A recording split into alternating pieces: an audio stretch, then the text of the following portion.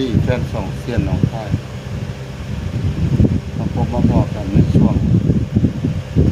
ประมาณที่ว่าเศร้ากับว่าเศร้า4 โมงเนาะ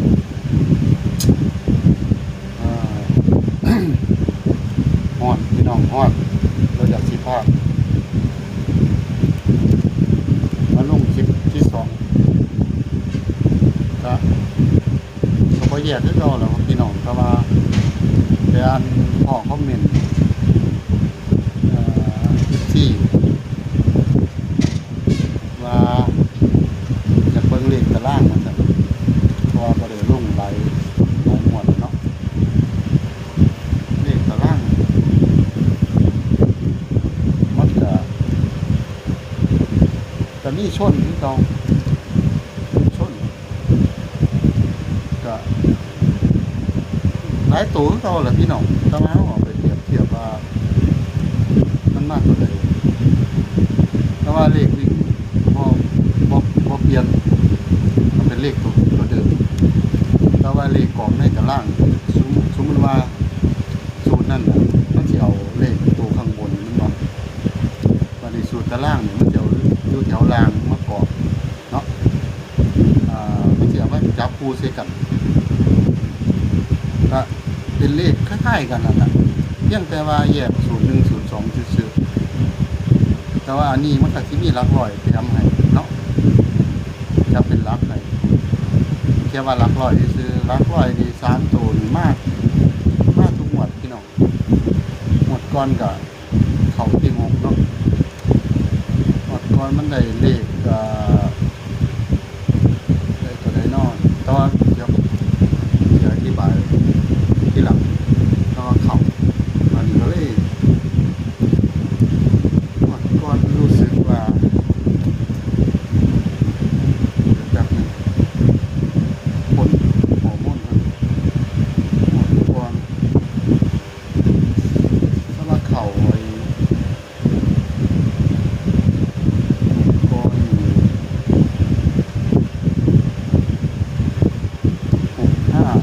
658มันก่อนเนาะ658เข้าที่6หลักร้อยระหว่างวันนี้ก็ลองไปจับเบิ่งว่าภายใน3ตัวสิเป็นใส่ตัวใดเนาะเช่นก็จับให้ดอก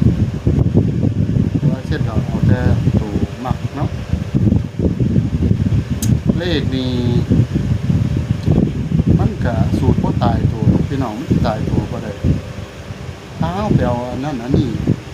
บ่ตายตัวเบิ่งคักแล้วทั้งที่มันมีอยู่แต่ว่าก็บ่กล้าจับน้ำยานี่สูตรอื่นที่ลงให้ไปแล้วทั้งที่มันมีเกล็ดรางอย่างเดียวเด้แต่ว่ากับบ่มั่นใจก็บ่กล้าจับมันมีเกล็ด2ตัวมันเรียนบ่ประมาณมันสิเอาบัดจับให้แท้ๆบัดบ่มีจังซี่นะก็เลยบ่อยากจับบางเที่ยคืองวดอันที่ว่า2มาหลายๆก็บ่ออกกับนี่พี่น้อง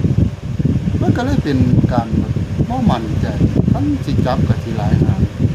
คันจับก็มีอยู่7ลางอย่างเดียวเลยมันตัวเด่นน่ะมี7ตัวประกบก็มี7ก็ว่ามันสิมีก็สิก็เลยบ่ได้จับให้จับแต่ตัวข้างมันเดี๋ยวมันสิมีตัวประกบมันเนาะมีมี1ตัวประกบมี2มีมี9จับคู่ก็ได้ทั้งบนทั้งล่างเพราะว่าก็บอกไปแล้วมันก็คือว่ามันบ่คิดว่ามันสิมาเนาะเดี๋ยวสิพามาเป็นสูตรในตารางสูตรตั้งเดิมเนาะเอาไว้ไปเปรียบเทียบกันเนาะเสี้ยนก็ฉีดเต้ๆนั่นแหละเอาตามที่แล้วแต่ว่าเส้นก็มักเอาแต่ตัวมักเจ้าของเนาะเอามาแล้วก็ฝากกดไลค์กดแชร์กดติดตามเพื่อเป็นกำลังใจในคลิปต่อไปเพราะว่าเลขวิ่งนี่รุดยากพี่น้องรุดยากดีภายใน2ตัวเนาะเอาเข้ากันไป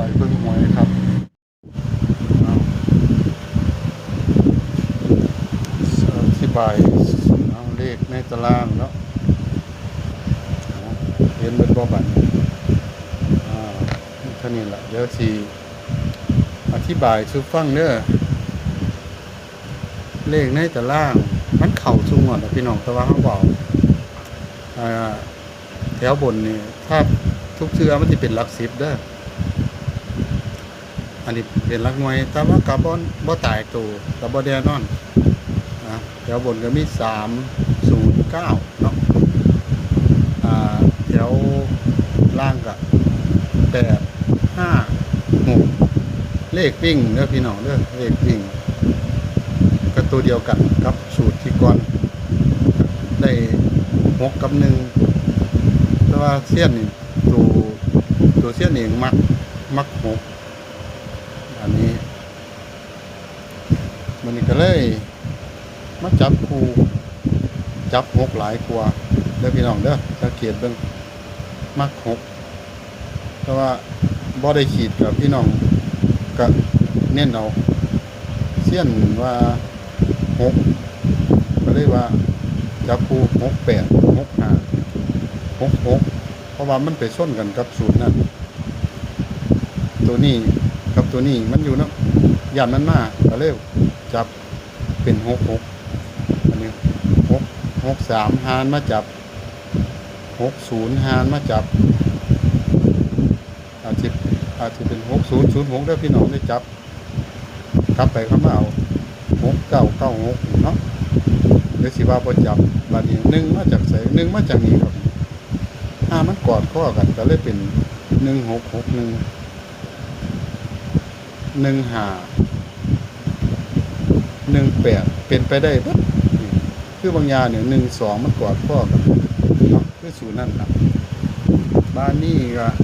หลักร้อยอยู่นี่พี่น้องบัดนี้บางอย่างนี่ได้ได้6ได้659 659เข้าที่6วันนี้ก็ได้739หลักร้อยเด้อพี่น้องเด้อเอาไปใส่ชุบนี่ล่ะมักหางได้เอาไปใส่เลยเสี้ยนก็เลยมักที่7ก็เลยจับแบบนี้มันคือมักไผบางมันล่ะพี่น้องเอาเสี้ยนแบบมักหลัก1เนี่ยหลัก1เพราะว่ามันมี6กับ1เนี่ยถ้ามันมากก็สิเป็น715 718เพราะว่า18เนี่ยก็ค่อนข้างสิมาแห้งอยู่อันนี้ก็โต769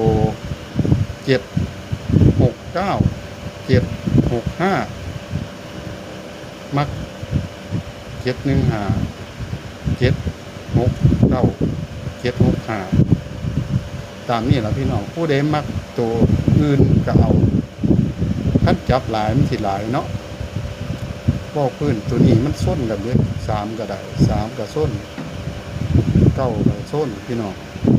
เนี่ยย่านมันมาจังซี่มันก็ถือคือเก่าเพิ่นก็เลยอ่านว่าหลักเก็บมันบ่ส้นตัวใดก็เลยว่าเก็บมันต้องมาหลักร้อยแน่นอนซุมนี้มันส้นกันเด้พี่น้องเบิ่งเด้อเนี่ย36ก็มีเนี่ยจับเอาไม้ก็ได้ท่านบ่มักจับโยงไปโยงมานี่ท่านบอกว่ามันสิหลายตัวเนาะ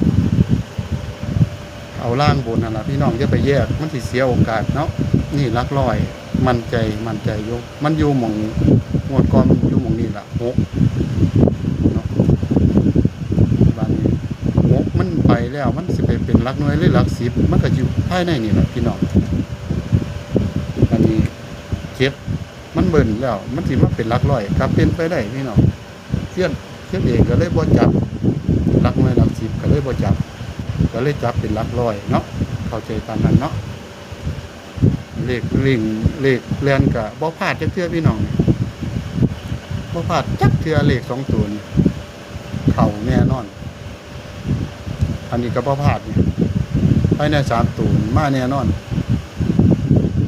อันนี้มันส้นกัน2ตัว3กับ9มันอยู่ในนี้3กับ9เนาะเข้าใจตามนั้นเอาไปเปรียบเทียบกันสำหรับ FC ที่ว่าอยากเห็นเลขตารางเนาะเอาไปเปรียบเทียบ กับสูตรงวดที่ลงให้ที่แล้วเดี๋ยวคิดเบิ่งมีรางอย่างเดียวพี่น้องเดี๋ยวสินำเสนอเป็นคลิปหน้าเนาะก็เอาไปวิเคราะห์เป็นทะเลอย่างไปเช่นก็เฮ็ดไปนำคิดไปนำว่ามันสิเป็นรางอีหลีบ่หรือจังไดเช่นกับวิเคราะห์กันเดี๋ยวสิพยายามนำเสนอเป็นคลิปหน้าเนาะสุดท้ายนี่ก็ให้พี่น้อง FC แฟนช่องมีโชคมีลาภลำรวยๆสุขทุกคนครับสวัสดีครับ